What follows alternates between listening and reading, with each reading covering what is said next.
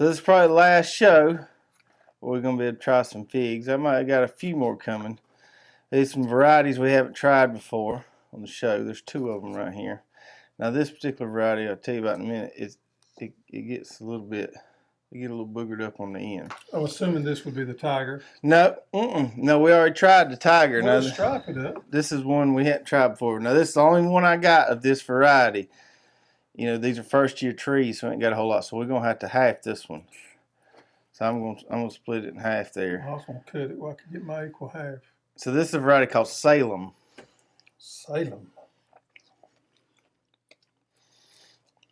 Sweet. Man, that's pretty good right there. Syrupy sweet. I think it's got a little bit of a citrusy flavor to it. Well, good. This is that one I was talking about last week called Mary Lane Seedless.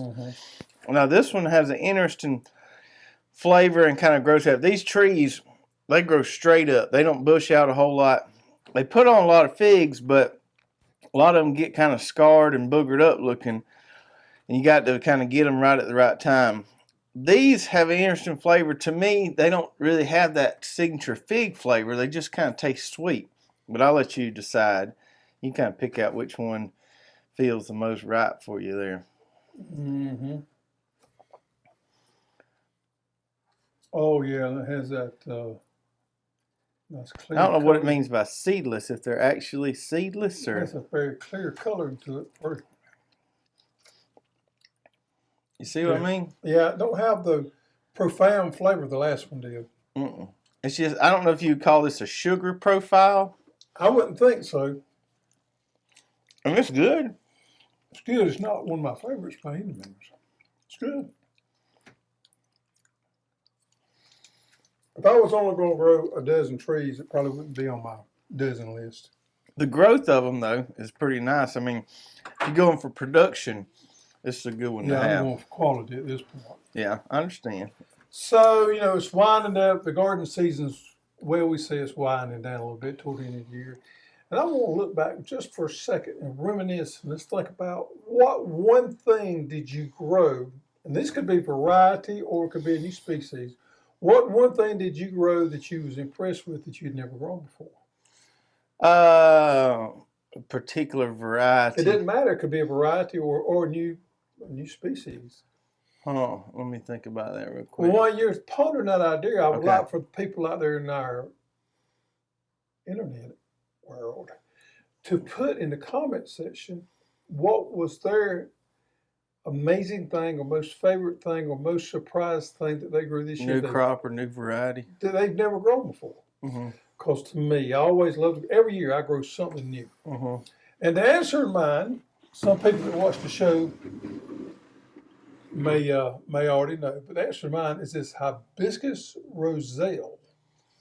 Now, you got a bunch of them, don't you? I do, but let me explain to people about this new plant. First year I've grown that. We actually had a viewer send me some seeds, and I thought it was pretty neat. Somebody trying to call me. So I planted it, and I was really surprised. Let me get something out of here. Okay, it grows on a stem, real similar to what we call a cotton plant. It's in the mallow family. And you'll see the flower there. This flower has kind of closed up. It has a nice, pretty white flower on there. Now, these things get huge. I say huge. They get 5 to 6 feet tall. They get pretty good size. So you probably need to give them somewhere in the neighborhood of 5 feet and a row spacing to grow. And then they put these little red doohickeys. I'm going to say doohickeys because I can't really pronounce what the proper name for that is. I believe it's called a capsicum. We're going to call it doohickey. See the doohickey right there? Now, these little doohickeys come on after the flower. You can see there. So after the flower, and it's nice, you get the doohickey. Inside the doohickey is the seed pod. So what we do is we pick the whole doohickey, and then at nighttime, when you get done doing, you're watching those Hallmark movies like some of y'all do, you peel them off like that right there, and then you put them in your bucket. And what you left there is the seed pod. Now, you could save that seed pod and save your seeds, or you can just simply discard it. Now, so you got a bucket on there where you done shelled. I'm telling you, this is probably the 5th or 6th bucket we have got off a 15-foot row. Close you get down to the bottom of that seed pod, it ain't as good. That goodies up there at the top. And I've seen some people take an apple core and do that, but we just simply peel it off from there. Okay, so once we get them peeled off and we get us a big pot full, we wash them. Wash them. Then after we wash them, we put them in a big pot and we boil them down. And the boiling gets that extract out of the leaf there. And it's a very red, bright color. And what we do with that is we make a tea, as we're going to sample in just a minute. Or you can make jellies, jams, and we've also got a batch of wine going off of it. There's the seeds right there. There's probably about 15 seeds or so inside. More than I thought, yeah. So you can do several different things with this. The wine, I think, is going to turn out a little on the dry side because the leaves don't have a lot of sugar content. So we'll be interested to see. I think the wine's going to be good, but it's going to be a little different. So what I have here is a new recipe on some of the tea. And so far to me, and we made some jam that was off the chain. So this is Hunch Point 2.0. This is different than the first one. I love this tea. Can you pour it out making a mess? We'll try our best. It's a fancy little carafe or whatever you want to call it. We're going to coffee cup because that's all we got. That's good right there. Very red. And, of course, we all know if it's red. You put some honey in there? Might have put just a little honey in there. You need to sweeten it just a little bit. It's got if you don't do anything, it's pretty tart. You might as well scoot that closer. You can make me nervous. You're going to knock that over. How about right there? All right. So it's kind of tart. So we added a little bit of honey, and I love honey. And we add a little bit of organic coconut sugar. So with that, we have made us some very good tea. You can taste a little tartness on it. It's good. It's good. I drank that all day. Yep. So there you have it there. That is my plant of the year, is Roselle hibiscus. Now, I've done some research, and I think I have procured some seed. It's probably going to be a couple months because for some reason these herbish plants, that's a new word, herbish plants, a lot of the seed stock is grown overseas in India. So I made contact with the company and they said they was expecting some in the next couple of months. They were supposed to let us know. And we think we're going to have some seeds probably, I'm going to say December-ish, January-ish. So be on the lookout for that. When we do, we'll send out an email blast letting you know that we got the Roselle hibiscus seed in case you want to try them. Now, it does favor the south a little bit. I don't know how well it would do in zone 4 or 5. It does. I've heard that, I read that University of Florida has done a lot of research investigation. Yeah, it's a tropical type plant. It loves the heat, loves the sunshine, loves the full sun. I think probably if you plant it in the springtime, I think some of the blooming is kind of triggered by daylight length. So it didn't really start blooming a lot to about the 15th of September. It's still growing strong now. It'll grow on to frost. Man, you're talking about productive. Now, I wouldn't recommend anybody planting over about a 10 to 15 foot row for your first year because you're going to have more than you know what to do with it. My buddy Wes over at the Naked Hog, he grew some of them too and has been raving about them. So just for example, so to make you a decent helping of that tea or if you want to get that big a bucket of the pods, and I noticed these plants get pretty tall. Right. How you'd say a 15-foot row would be plenty for a family? I think a 15-foot row would be a gracious plant. And you transplant them? I did transplant these. You could direct seed them, but I had the greenhouse. We did.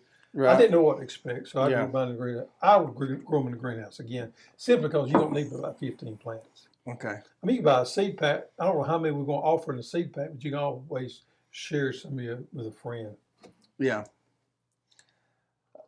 So back to your favorite. Well, let me see. Not necessarily favorite. Your most surprised thing you grew this year that really impressed you? I don't know. I'd have quite a few. It's hard to pick just one. That quad sweet corn was amazing. How quick it grew off. The South End of butternut was also pretty amazing. The hardiness of that. I'll go with this one since it's a more recent one and I brought this stuff. Right here. Now, I don't know about you. Have you dug your sweet taters yet? I dug some. Sally did a number on mine. Yeah, well, I didn't have a really good year myself either. Mine should have been all dug before Sally come through. And as I was digging mine, I could just feel flesh and mush in there. Anyway, I got enough for us to eat over the winter. So this is a Georgia Jet right here. And that's a good sized sweet potato. As I mentioned Wes earlier, he sent me some of these slips. I don't know what variety this is. He went to Whole Foods and bought some purple sweet taters and grew his own slips and sent me some slips, and I grew some. And the production on these wasn't too far off of those. Wasn't bad. I haven't tried to eat any yet. These were just dug this weekend. I got a video coming out on that in the next week or so. We'll talk a little bit more about it. I'll show you what the inside looks. You would assume it's video. a bright purple. No, I cut one open on my video, but I'm not. Folks gonna have to wait for the video to see that. So we letting them cure, and then we'll do a taste test on the show once these things cure properly and kind of compare both of them. But I was pleasantly surprised with these. The Steel Boys had always told me that these were more novelty. They didn't really produce a whole lot, but I didn't think the production was that bad. These didn't rot near as bad as these did. Tell you the lessons I learned from growing Georgia this year. You need to document, and I'm not real good at documenting. I do things by the hair of the head sometimes. You need to document when you plant these things, and you need to keep up with your days to harvest. And when it hits time to harvest these, your vines may still look good. It's time to get them. And the ideal time to harvest these, if you could back away from planting us on 8 here, it's going to be about the end of August. So next year, what I'm going to do is I'm going to look at days to harvest, days to maturity, and I'm going to back that up so that my harvest date is going to be around the 25th of August. And I think that would be ideal. And that's too dang hot to be out there digging sweet taters in August. Think about this right here. You need to cure these at 85 degrees for 10 days. So you can naturally cure them with that heat in the end of August. It was 91 degrees yesterday. Yeah, but I'm talking about we have some cool whites now. Look at heat. Don't bother me. I'm tough, son. I know. Tough. Yeah, anyway, end of August. That's when I don't mind to come off next year. Now, you can lay back and wait till September, November, December to get yours. I would rather plant mine end of June, but the way things have been, I can't get slips unless I get in the rat race with everybody else. Then I have to plant them in early to mid-May and then out there harvesting when it's hot. That ain't really how I like to do it. Don't bother me there. I'm just tough. You just tough like anyway, that. I think around the end of May, 1st of June is going to be the ideal time to plant them. But when it's time to get them, they need to be gotten. And I kind of slipped up on me this year, and I got away from it. But I did learn that lesson. You got a few, though. I got a few, and I like the Georgia jet. I really do. I mean, the vines held up really well. And the potatoes seem to be, I got me some good, nice potatoes. But I do need to pay more attention to my harvesting. Yeah. My harvest interval. I agree. So one thing I was thinking about the other day or the other night or something, and you just did a video on our Facebook and Instagram pages earlier this week showing our new slab, parts of our new building where we're going to have a new seed room. We hear a lot of, people talking to us on Facebook, Instagram, talking about how they like our seeds because they germinate so much better than other places they've bought seed from and so forth. And I got to thinking, trying to figure out why our seeds germinate better.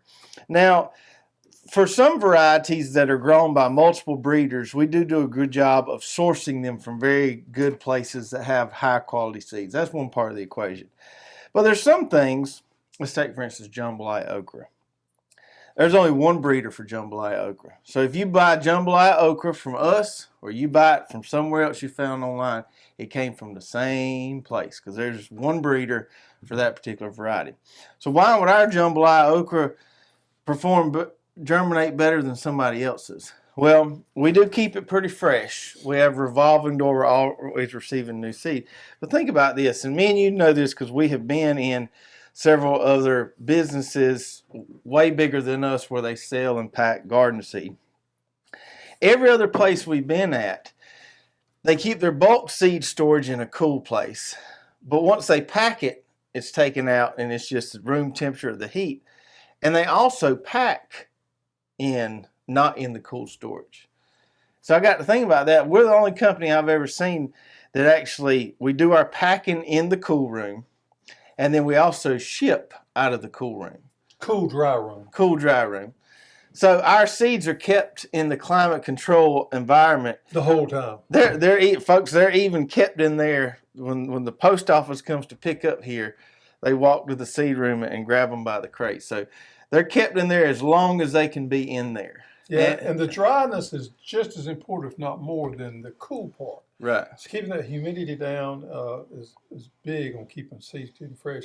Turnover is huge. We get seeds in almost daily. Mm-hmm. So we move a lot of seeds. We don't hardly have any old seeds now. Now there's going to be those seeds out there that have the high oil content. One that comes to mind is maybe rapeseed and some of these other high oil contents peas. We know field peas, for instance, they don't hold over well. So we try not to hold those over. We try to sell out. That's the reason if you want to order something like that in the fall of the year, it's always out of stock. Because us, along with other people, try to sell out those. We don't try to keep them over. English peas, I always tell people English peas, they just notorious for low germination. Mm-hmm. So if you plant the English peas, always plant them thick. Plant them thick. But for our corn and okra and everything like that, we'll guarantee you good stand. If you don't get a good stand, if you're dissatisfied, you let us know. We'll take care of you. Yeah. That's how confident we are. I thought that was interesting, though. I never really thought back on that all those times we took the tours of those places before we got in the seed game. And with the new facility, we're even going to do a better job of that. Yeah. So we're going to be able to store our bulk seed at a lower temperature and lower humidity than even we're doing now. And when you receive seeds, folks, if you're not getting them in the ground right away, they'll come in a little Ziploc bag. Just take that Ziploc bag, put it in the refrigerator. You don't have to put it in the freezer. Our seed room is not freezing cold. It's cool, but it's not freezing cold. Just put them in the refrigerator, and they'll be good till you get ready to plant them. What else we got here? Oh, this was interesting to me. So a lady, I can't remember I want to say her name's Mary. She watches and comments on her videos a lot. She was asking a question the other day. She said, I know this goes against everything y'all always talk about with onions. She said, but I watched two pretty popular, really well-known YouTube channels recently talk about growing onions. And they said that you should go in there and trim the tops off your onions, and that's going to make a bigger bulb. And what do you think about that? Well, it doesn't stand the reason to me. Well, and so what I explained to her is anytime I hear somebody say that, the first thing that comes to mind is that person doesn't understand the two phases of growing onions. You got to grow all that vegetation, and that vegetation needs to be there to produce that big bulb. She suggested that their reasoning was because they had so much vegetation it was just falling over that they wanted to trim it.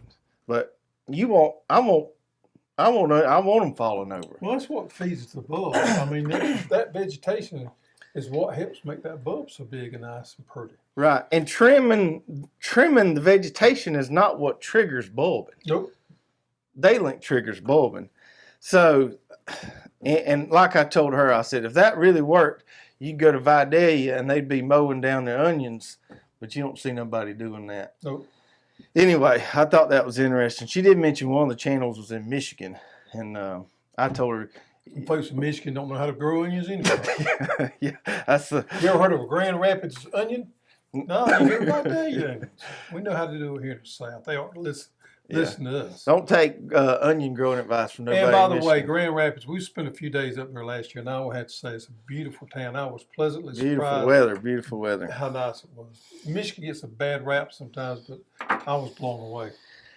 As far as the greenhouse goes, we got transplants ready, getting ready. Yeah, I tell you what, I want to show this because sometimes people lose out on something that's a little special to me. This time of the year, people may be Is this thinking, one I started? Well, I grew it. Let's put it that way. You may have started it, but I grew it. It's kind of a team effort. How about that? Yeah, it works. So this time of the year, everybody's thinking about football, Halloween, everything. But it's a perfect time to be growing lettuce. And lettuce is one of my favorite things to grow. Now, this one right here is the Cherokee. Very heat tolerant. Very heat tolerant. And then we've got a green here that is the Harmony Butterhead. Harmony. It's a little slower than those other two. Yeah, it is, but it's a nice combination, man. And then what's that?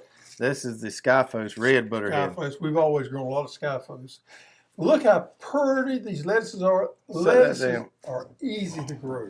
Yeah, I got some Tehama growing right now that we plan on the show. Let me Yeah. see.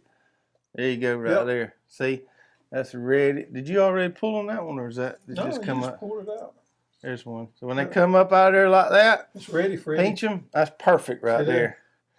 that's ready to go in the ground. And these, these lettuces will grow off probably about 2 to 3 weeks before your cabbage and your broccoli and the cauliflowers. They grow really quick. Put some fertilizer on them. You want to feed them early. Yeah. I can tell you that. And it ain't going to hurt to, like we mentioned, we were talking about fertigation on that show.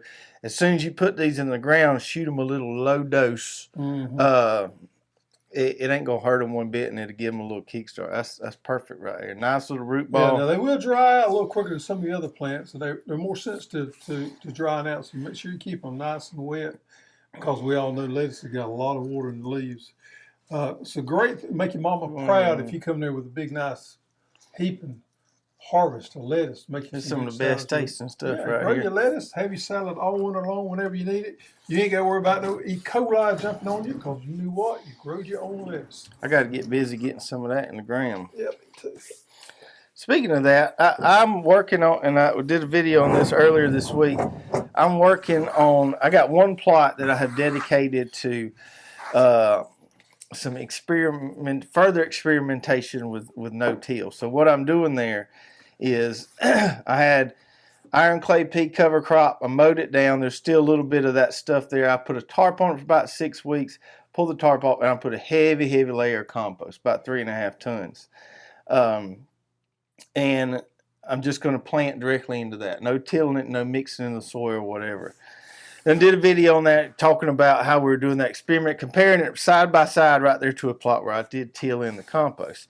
And this got me thinking about this, and I wanted to talk a little bit more about why I'm doing this experiment and some thoughts I had. So anytime we mention no-till, we'll get some people come out and say, oh, this works great for me. Some people say it doesn't work great for me.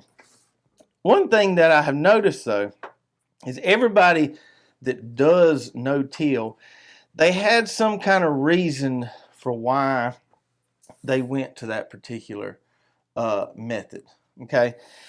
And there's 3 big things that people struggle with gardening. You're either going to struggle with weeds, water, or fertility. Or all 3. Right, or all 3.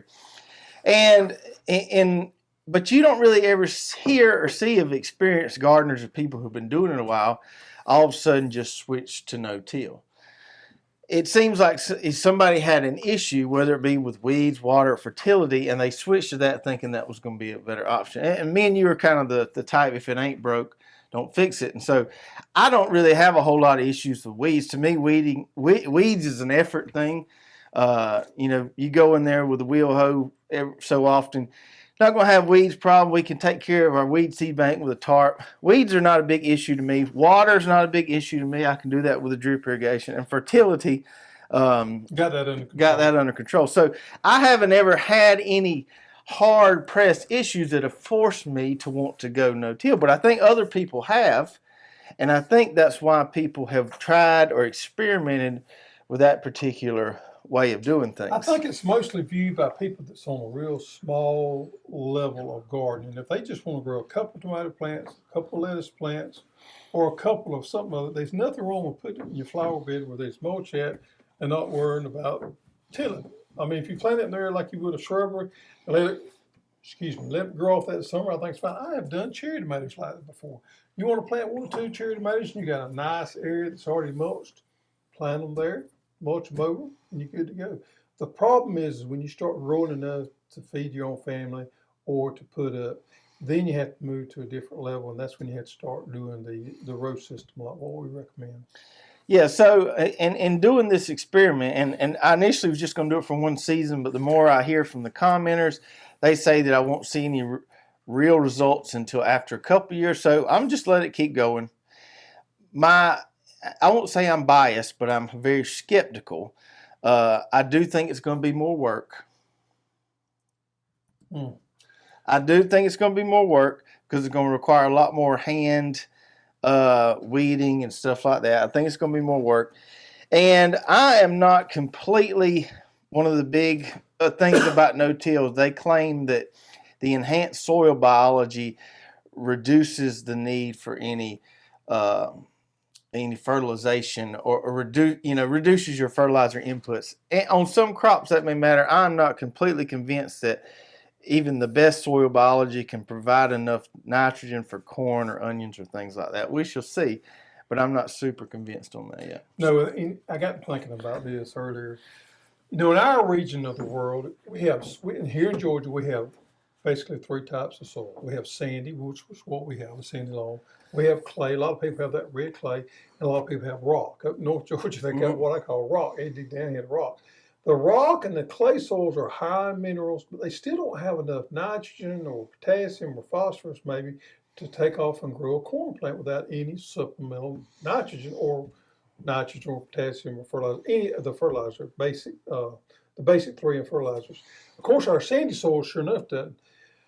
I got to thinking about the most fertile soils I have ever seen, and the most fertile soils I have ever seen was at 2 places. In Okeechobee, Florida, they have what they call muck soils down there, which is a real black soil. That's where they grow a lot of the sugar cane. It's a very fertile soil. And up in Ohio, up there, in some places, they have a very black soil where it's very high in minerals. Now, they don't have to fertilize near what we do, but they still have to supplement to grow some of these crops, and these nightshades and things like that. Now, if you're growing something like a pine tree or something like that, sure, you can get, if you're growing a native plant, you could probably get by with it. But even the most fertile soils have to have some additional supplements to grow some of these things that we love, like tomatoes and corn. Right. So I just wanted to put it out there. I am a little bit skeptical, but I'm going to try to be as objective as I can about this experiment, and I'm going to let it go for as long as I can. And we're going to see. We're just going to see how that soil biology changes. I think I'm going to not use drip there. I'm going to only use compost and our complete organic fertilizer, and we're just going to see the difference there. I'm going to grow some cabbage in one, some cabbage in the other, and kind of we can A and B test it. I can't understand how there's going to be more biology or more activity in those soils.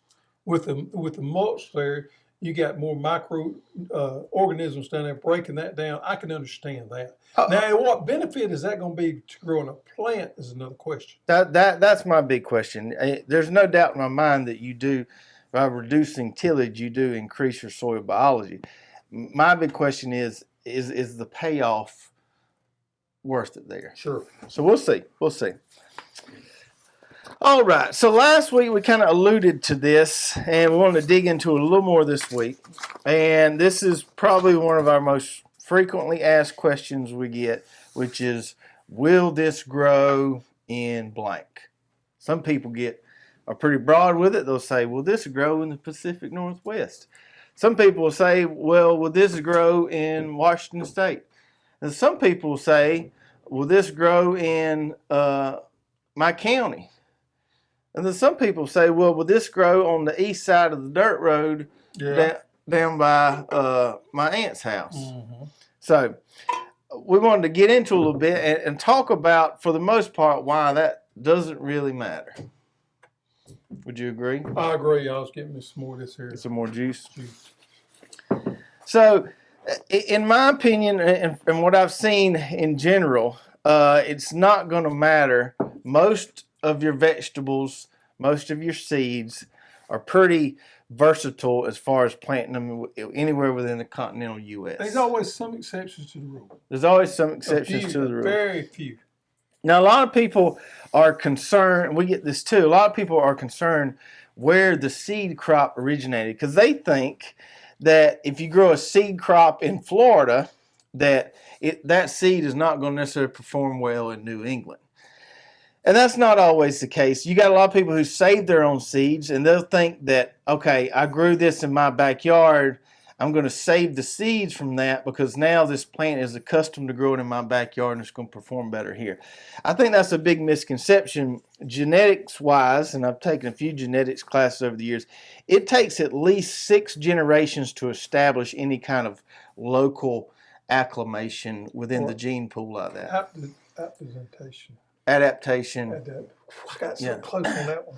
So one generation isn't going to do it for you. It takes like 6 generations for you to change that gene pool like that. So if you are going to try to save your seed to come up with some locally adapted variety, just know that that's going to take you about 6 years to do that. Seed crops, just like the seeds we sell, are grown all over the world. And that's why I said it doesn't really matter where seed crops are grown. They're grown all over the world in different places where those climates are necessarily better for growing a particular seed Yeah, I crop. think the general public would be really surprised to know how many seed crops were grown overseas. Right. A lot of that has to do with labor. All it has to do with labor. A lot of your old school breeding companies are over in the Netherlands and Europe and over in that area. Mm-hmm. So it's amazing to me. I mean, you go and pull up and look at some of the big companies. Bayer. Bayer was a German company. Mm-hmm. So seeds come from all over the world, not just in the United States. And that's why we say that the regionality doesn't really matter that much. Now, we want to talk about a few crops where the regionality will matter. And then we'll talk about some varieties that may perform better in certain seasons, so to say. So let's talk about the first one, the really the only one where this is a golden rule where you don't want to plant certain varieties in certain areas is onions. Mm-hmm. And we've talked about this over and over again, and I'll show the little chart here just for reference where you've got long day types, intermediate types, and short day types.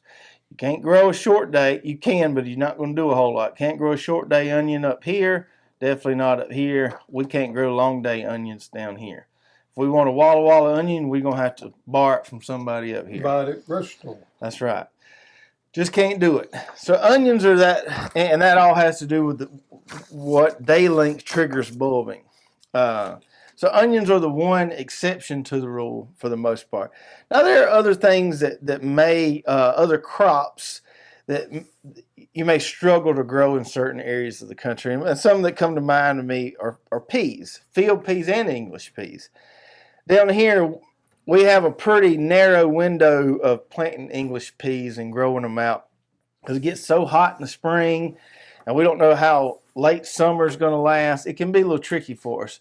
Up north, when we was up there around Grand Rapids, you remember in the summer and it was just nice and mild. I was thinking, shoot, they can grow English peas all summer long up here. Yeah. Because your temperatures are nice and mild. Yeah, and we struggle with them down here. I love them. You know, I just planted some Saturday, and I planted that Prince variety. That's what I got some about that. You know why I planted that one? Because you can use it both ways. You can harvest it early as a sugar snap, and we like to put those sugar snaps in our salad sometimes. Mm-hmm. Or let them mature on out and you got English peas. So that's a good dual variety. It's a hybrid. I'm really excited about that one this year. It's also powdery mildew resistant. Did you know that?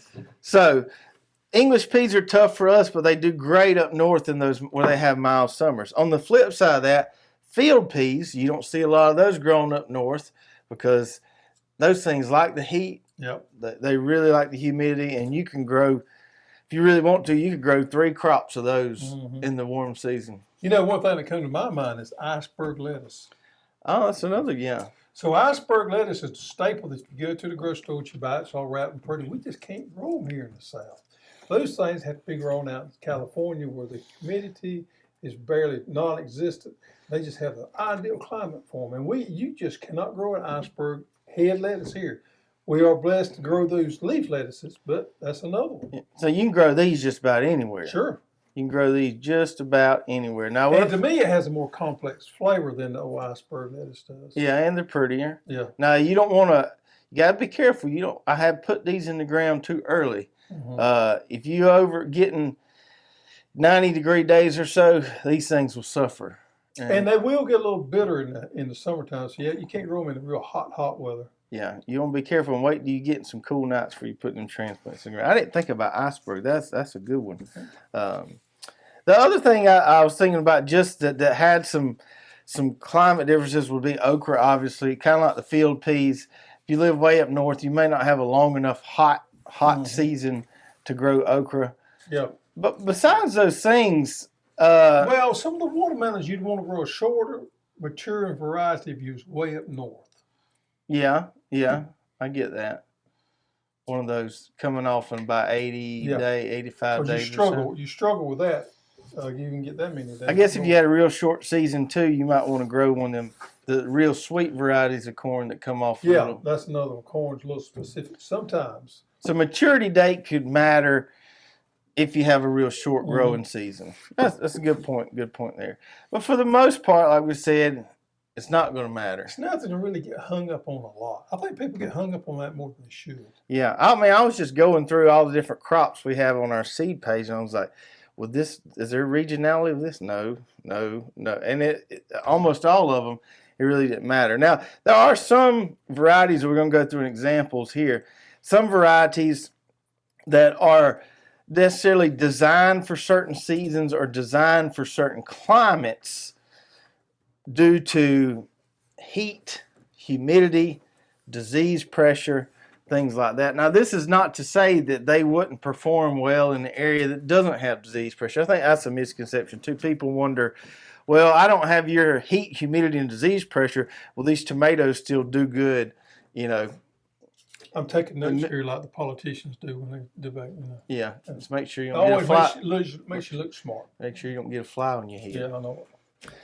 Anyway, so let's talk about these crops that have specific heat tolerance and what that means for when you want to plant them. The first one here, our green magic broccoli. This is our most heat tolerant broccoli. And what this means is you can plant it earlier in the fall, you can grow it later in the spring. There's no regionality to where you can plant it. You can plant it anywhere. Yep. It's just if you're going to plant it up north, you probably want to plant it a lot earlier than we plant it. You know, I'm about to put some transplants of this in the ground right now.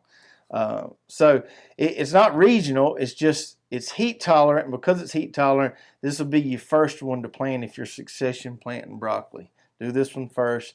Do some of the cold tolerant ones behind it. What about collards? Collards. That's another example here. There's lots of collard varieties out there. This Top Bunch 2.0 is our favorite. This is very heat tolerant. Even down here in the south, I can grow it 9 months out of the year. Very, very heat tolerant variety of collards.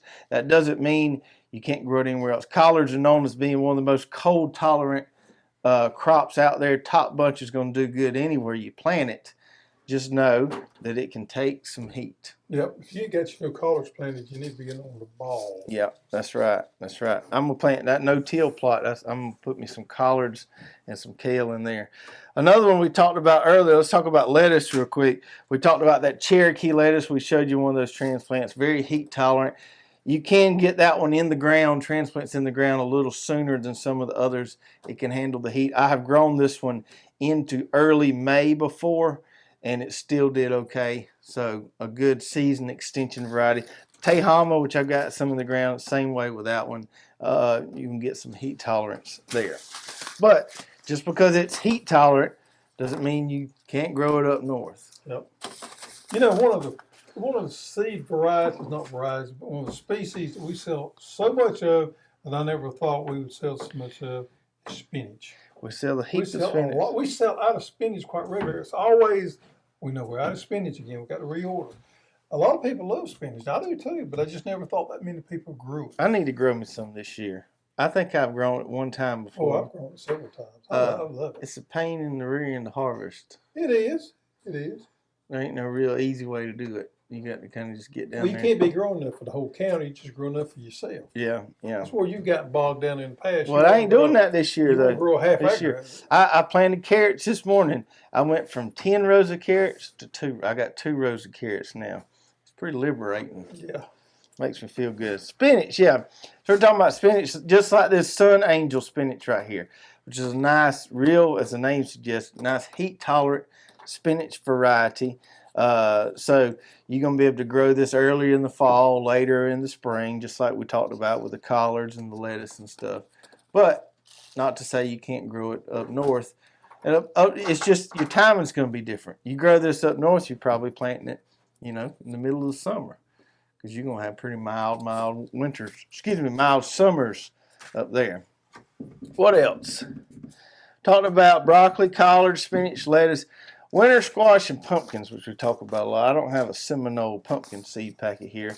We got the South Anna, which has Seminole blood in it, and we got the Cherokee tan here. And just like that Algonquin squash that came from the Pacific Northwest that we grew well down here, I don't see any reason why Cherokee tan or South Anna wouldn't perform all over the country. Yeah, speaking of pumpkins, I had a conversation earlier today with old Jimbo Jimbo? Jimbo has done really good with his pumpkins. And Jimbo lives below San Antonio, and he's given us some feedback on some varieties that do really well in the South that make a nice Halloween pumpkin. Jack-o'-lantern. Jack-o'-lantern. He sold out of pumpkins this year. Sold out. And we're excited for Jimbo. Jimbo's doing great. But Jimbo is always giving us feedback on what we can grow in a climate just like ours and what does well. You know, one would think with the COVID going on and people still not getting out as much as they were, a feller that had grown a heap of jack-o'-lanterns or pumpkins would have done pretty well this year. $10 a piece, he said, got for him. $10 sold out. Gone. I didn't grow any. I'm gonna grow me some. Try to grow some in the fall next year. But the wife had me go pick some up from the store the other day, and they was $5 a piece. And I thought somebody. You know how watermelons, grocery stores don't make anything off watermelons. It's just a draw.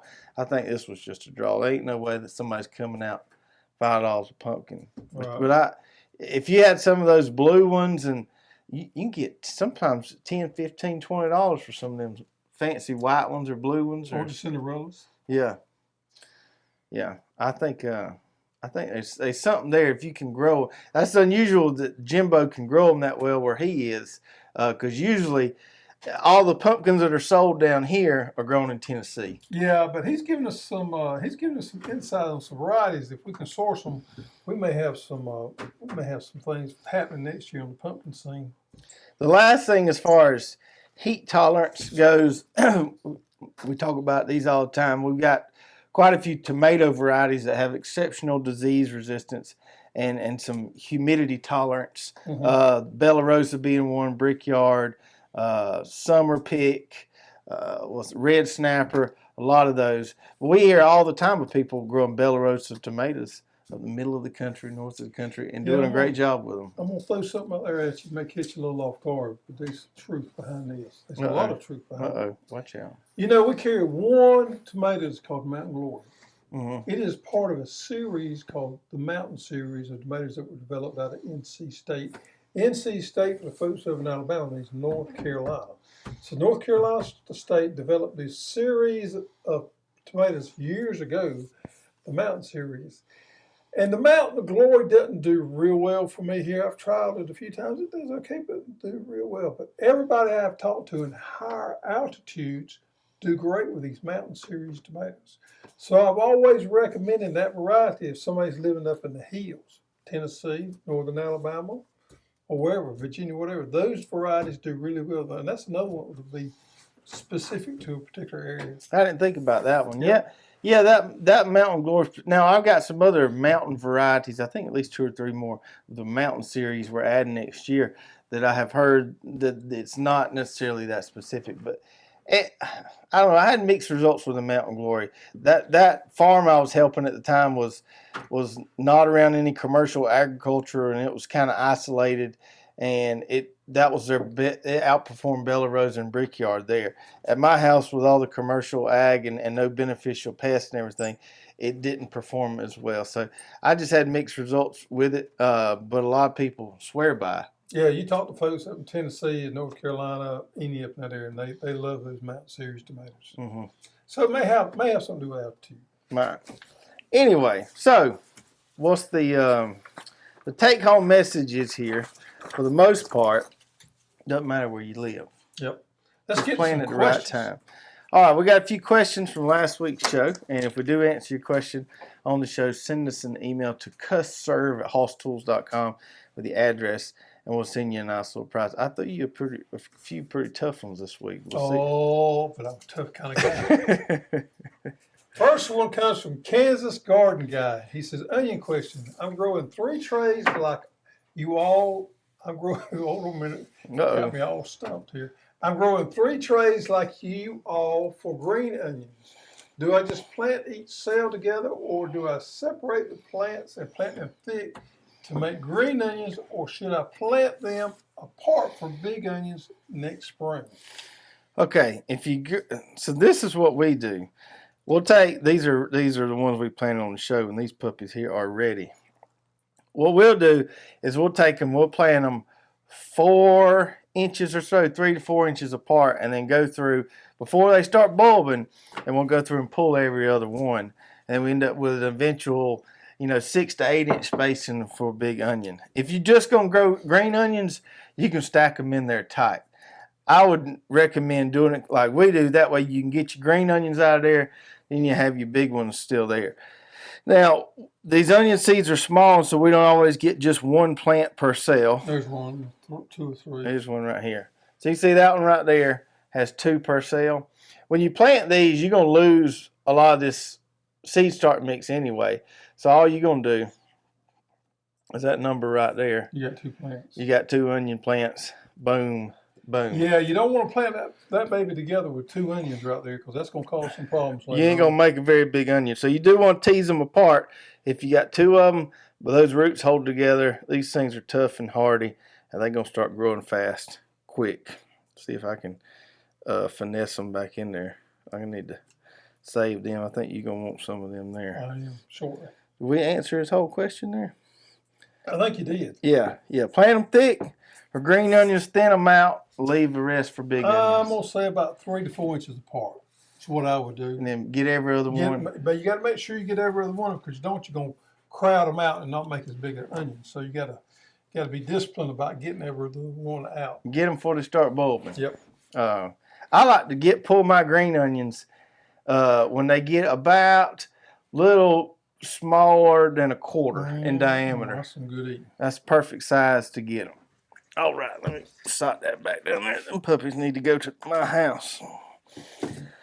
All right, we got a question from Cody Grissett, and he says, I have a question on minerals and well water. He lives in South Mississippi on the coast, has a high level of iron in his water. Would it be harmful to his garden and plants, or does he need to filter it? What minerals in well water are harmful to your garden? Well, I can't think of any minerals in well water that would be harmful to your garden. Chlorine? Well, yeah, but chlorine's not a natural. It's not a natural mineral that would be in soil, and the well water would be. I wouldn't think so, yeah. It's in city water. But I do have a little bit of experience with high pH in waters. High pH and high alkalinity can cause some issues. I've seen this twice in my lifetime. And both situations were it was high irrigated areas. One of them was a nursery. This has been 30 years ago. The nursery was watering with well water with city water. And they had a problem over a period of time with the medium in the soil, the pH being raised by the water. And it's always got to do somehow or another with carbonates. So the testing for alkalinity measures the level of biocarbs and carbonates in the soil.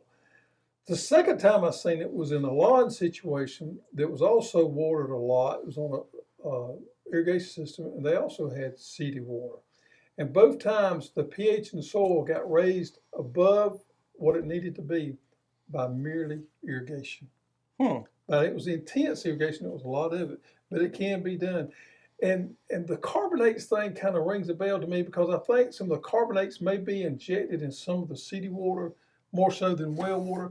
I've never seen it happen with well water, but I have seen the pH get off in city water before to a level that, it caused some major problems. The nursery had to end up using iron sulfates as additives because the iron got tied up in the soil with such a high pH.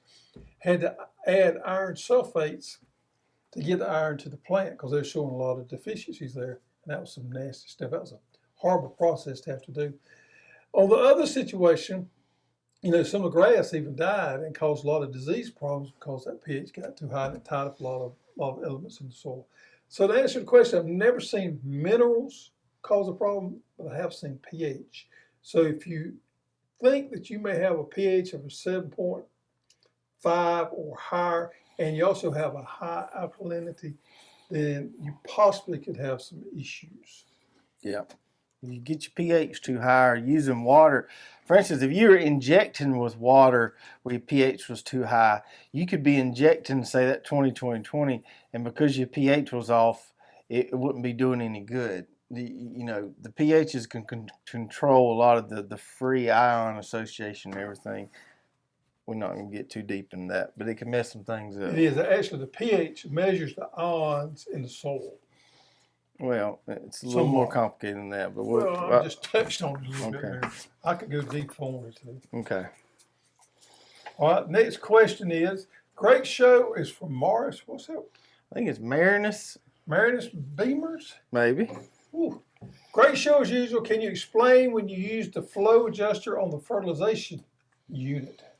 Okay, so I'm not sure here if he's talking about on the lid there where you can adjust it from slow to fast application ratio, or he's talking about the flow discs that you use. But I'll cover both. So on the lid there, you've got 4 settings. You got slow, 1, 2, and fast. Isn't that right? That's correct. I always leave mine on fast, and it empties in about, or runs clear in about a couple hours.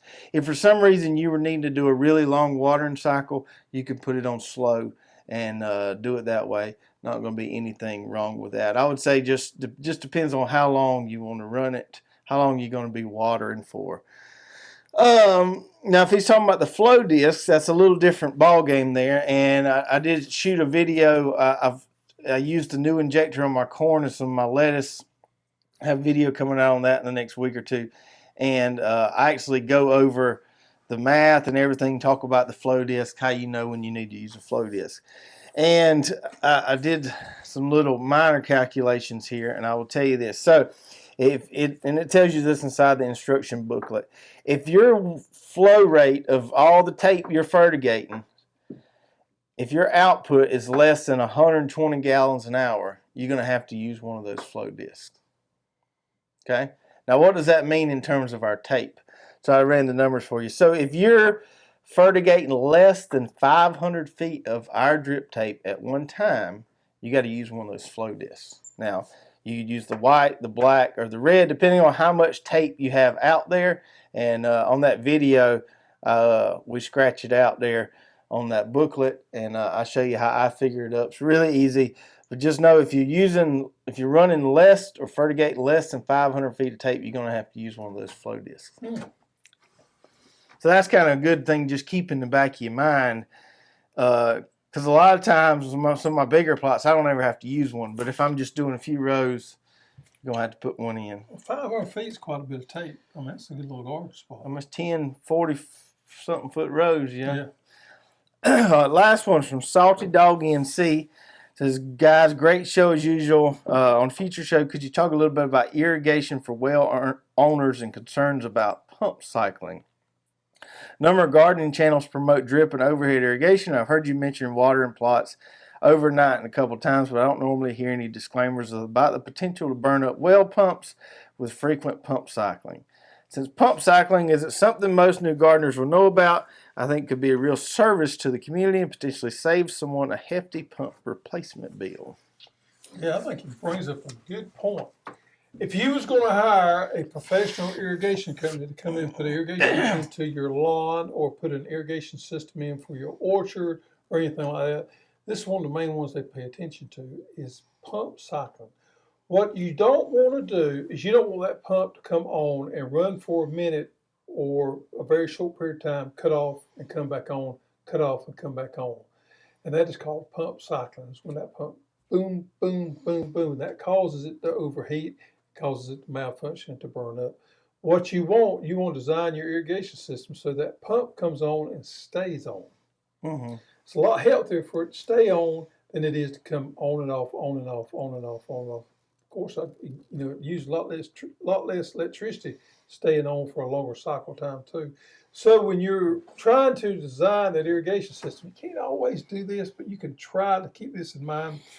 If you're pumping 5 gallons per minute max on your well pump, you want to design that system to be around the 3.5 to close to 5. You don't ever want to get it all the way to the max, but you want to get as close to that max as you can per zone. So when that zone comes on, that well stays on.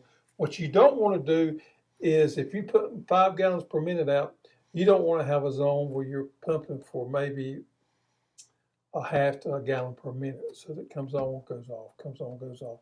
Now, most people have a tank, and that tank can absorb some of that. But if you don't have a tank and you start cycling, you can definitely have some problems. So what you're saying is if you got a well that's putting, like my well does 8 gallons a minute right there at the source. If you got a well that's putting out a decent amount of water, you want to be feeding a decent amount of tape at the time. You don't want to be onesie-twosie and then on the rows because that causes some issues. Yeah, just take for granted that you just got a small spot of something because that's all you wanted.